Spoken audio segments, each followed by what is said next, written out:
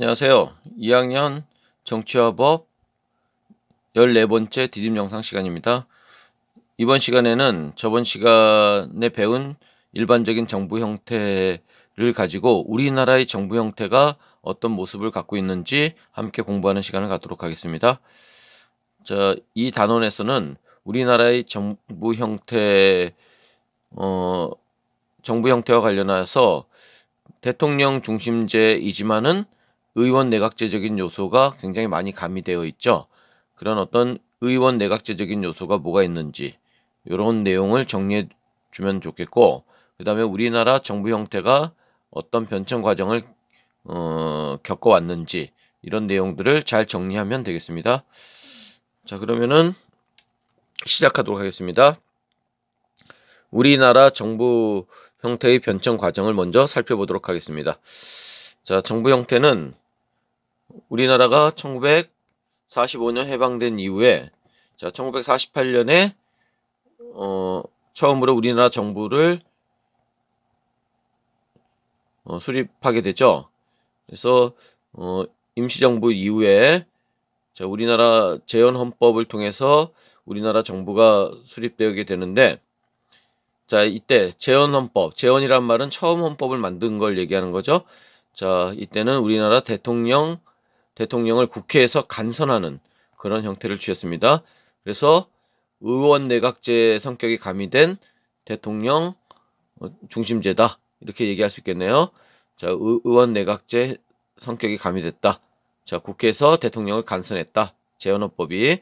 그 다음에 1차 개헌, 2차 개헌, 이때는 다 이승만 대통령 시절이죠. 이승만 정권 시절에 대통령 직선제로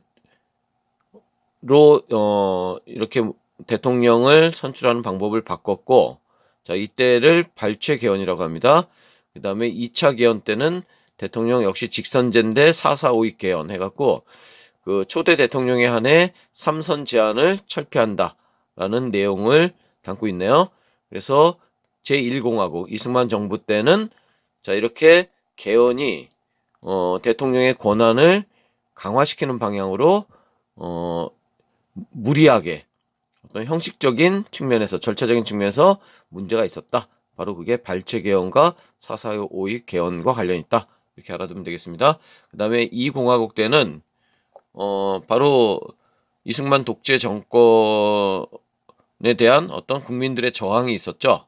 그래서 3차 개헌을 통해서 대통령제의 문제점에 대한 반성으로서 뭐가 등장했을까요?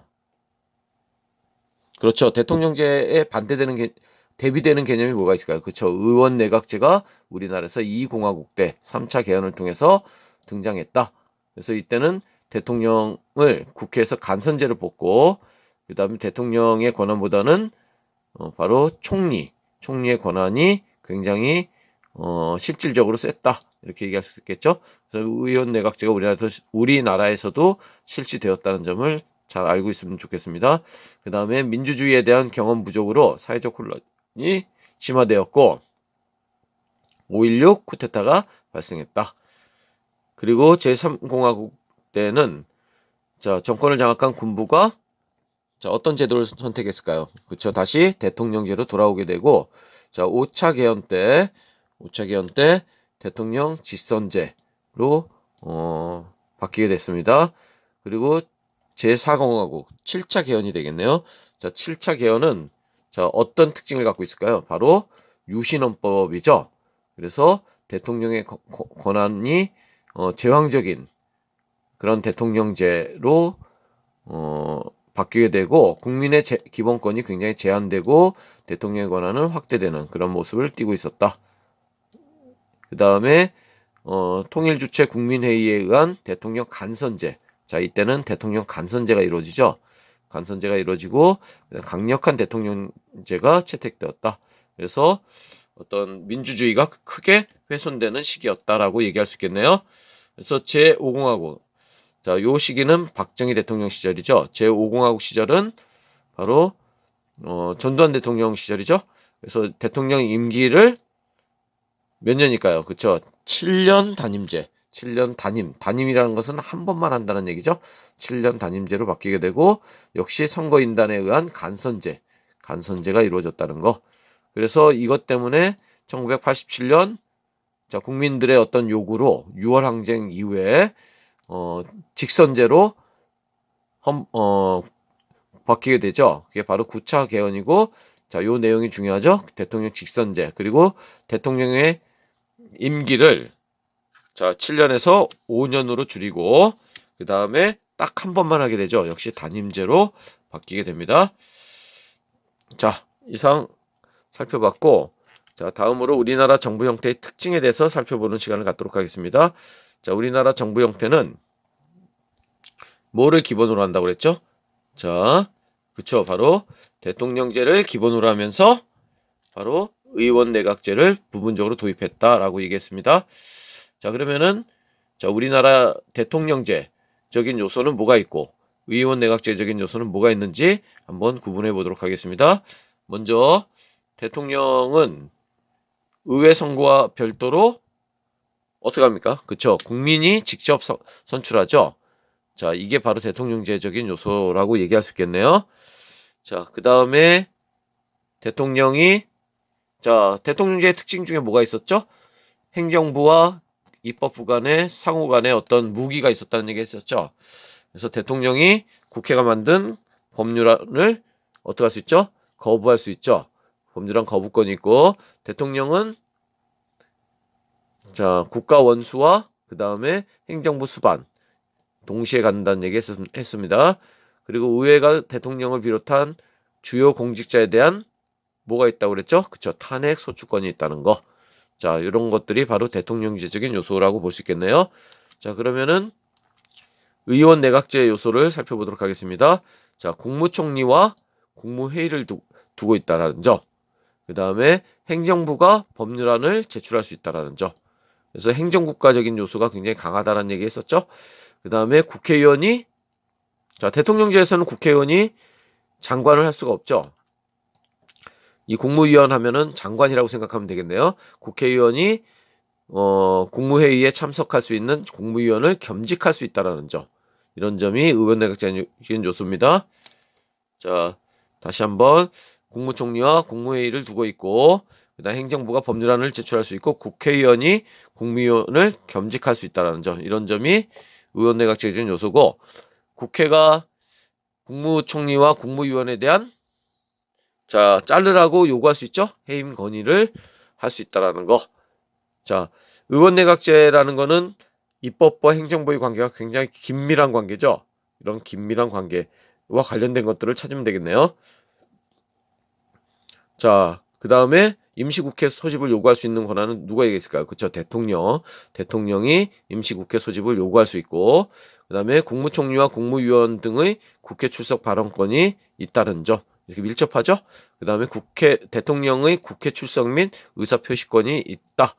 그 다음에 국무총리 임명 시 누구의 동의를 받아야 되죠? 그쵸, 바로 국회의 동의를 받는 점. 자, 이런 점들이 의원 내각제적인 요소다. 이렇게 얘기할 수 있겠네요. 자, 전부 이거를 외울 필요는 없지만은 이렇게 한번 읽어보면서 행정부와 입법부 간의 관계가 밀접한 관계가 있구나 라는 정도로 이렇게 알아두면 되겠습니다.